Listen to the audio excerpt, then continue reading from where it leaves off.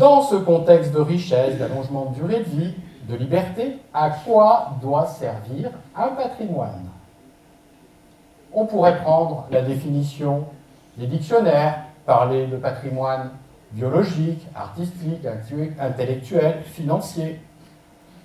Je retiendrai pour vous ce soir juste un dénominateur commun à toutes ces définitions. Transmission, acquisition. Tous ces patrimoines sont transmis par notre environnement, ascendants, parents, mais également peuvent s'acquérir. En ce qui nous concerne ce soir et mon métier, je vais vous rappeler les principes fondamentaux de la Constitution et la gestion d'un patrimoine.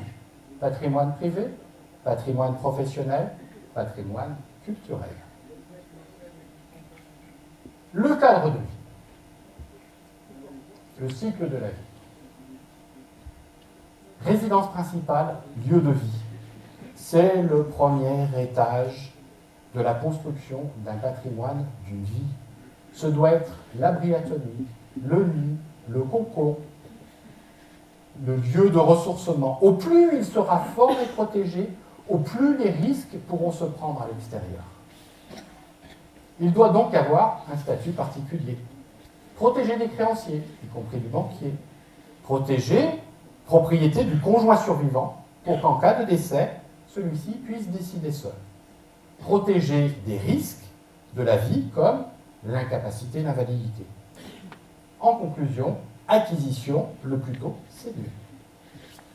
Le niveau de vie. Nous avons tous un niveau de vie différent. Ce sont des choix personnels. Le cycle de la vie est tel que notre organisation patrimoniale doit s'adapter à chaque phase. La première étape de la vie, juste après les études, est de constituer les premières règles de vie. Règles communes civiles, pax, mariage, règles économiques, niveau de vie. Ensuite, la phase d'endettement suit une phase d'épargne entre 45, 50, 65, 70 ans, destinée à accumuler suffisamment pour une phase de restitution heureuse. Depuis toujours, le chef d'entreprise et les cadres dirigeants sont une spécialité d'Arche Valeur. Je vous accompagne en priorité pour vous aider à trouver le sens de votre métier, de votre vocation. En effet, aujourd'hui, les activités professionnelles sont difficiles à exercer. Si l'on ne prend pas de plaisir dans une activité, les contraintes sont vraiment trop importantes. Il faut donc choisir et ne plus subir. La vraie question à se poser est non pas que faites-vous, mais pourquoi vous le faites. Dans tous les cas, la réussite passe par la vocation.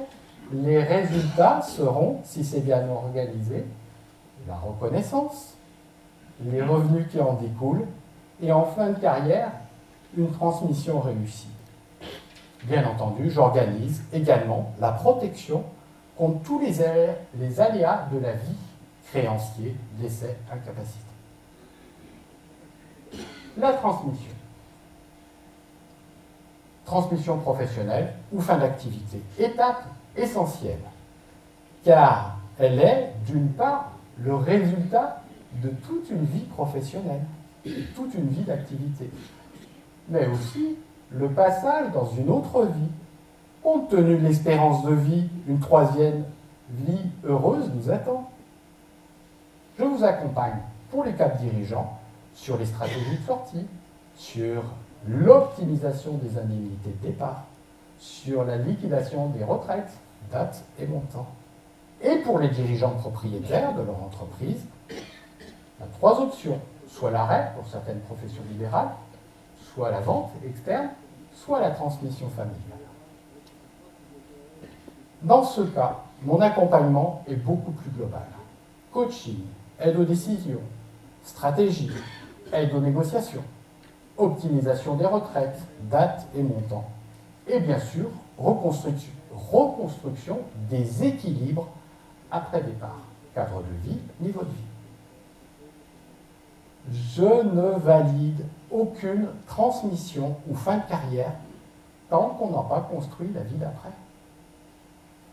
Les changements de rythme entre vie professionnelle et retraite sont tellement forts qu'il faut les préparer. La vie d'après est essentielle. Au moins 25 ans à vivre en bonne santé. Je suis là pour vous aider à choisir. Le patrimoine culturel, à ne pas oublier, que chacun peut définir en fonction de ses propres aspirations. Voyage, amis, sport, musique, musée. Si j'ai bien travaillé, le but est que vous puissiez en jouir le plus longtemps possible. Science sans conscience n'est que ruine de l'âme. Ce n'est pas moi qui l'ai dit, c'est François Rabelais. Échange sans humanité ne tiendra pas la durée. L'argent doit être au service et non maître des décisions. Choisir et anticiper, c'est bien gérer. Ça, c'est moi qui vous le dis. Nous voici maintenant arrivés à la fin de cette conférence. Nous sommes dans le socle, dans les fondations. Nous avons vu les fondations de la gestion du patrimoine. Nous allons maintenant passer dans le cristal qui symbolise le monde réel, lieu de transparence avec ouverture sur la ville. Ce qui va nous permettre d'accéder au 3e niveau pour le cocktail. À partir de 20h30, nous passerons dans le monde imaginaire, le nuage. Les portes des collections vous seront ouvertes. Je vous remercie de votre écoute et de votre attention.